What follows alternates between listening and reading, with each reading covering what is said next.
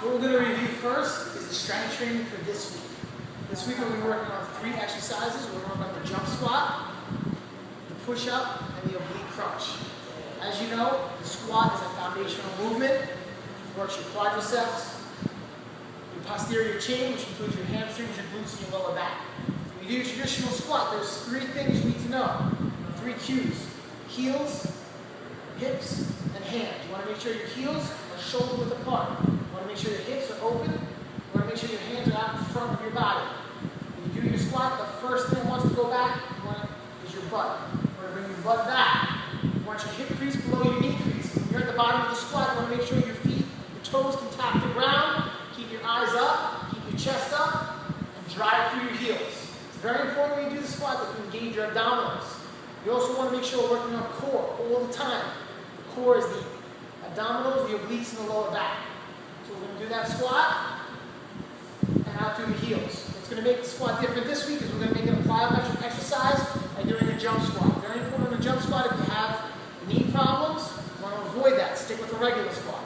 With the jump squat, you don't want to jump too high. Just 1 or 2 inches off the ground is fine. You want to jump soft and you want to land soft. Side, very important that you keep that chest up and those eyes up. Good posture. Nice and slow at first. Second exercise is going to be our push-up. One of the most basic exercises you can do. You engage almost every muscle in your upper body, starting with our core, to our pecs, our chest, the front of our shoulders, which is our front delts, and of course the back of our arms, which is our triceps. You want to make sure your hands are shoulder width apart. You want to pick a spot about 6 inches in front of your hand and keep your eyes focused on that spot the whole time. Come up like you're in a plank position. I want you to breathe in on the way down, breathe out on the way up. The whole time my stomach is tight, the whole time my back is straight, the whole time my eyes are focused forward. Breathe in and out.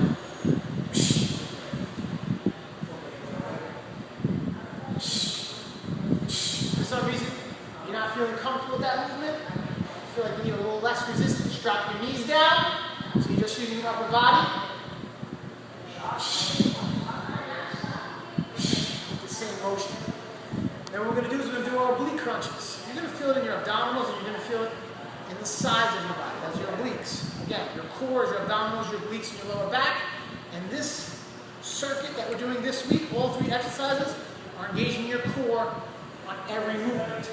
Very similar to a traditional crunch. We're going to start in the supine position with those feet up, just our fingertips on the back of our head, chin up, shoulders off the ground, stomach tight. I'm going to bring my elbow to my opposite knee.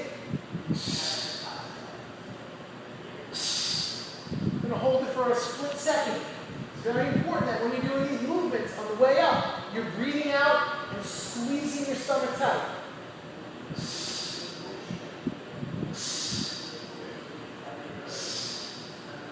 The oblique crunch, just like I mentioned on the jump squat, the push-up, it's very important that you start slowly. The most important thing in engaging the muscles properly is good technique. Once you feel comfortable and start to get strong, you can add a little bit of speed to that movement, and that's the best way to get results.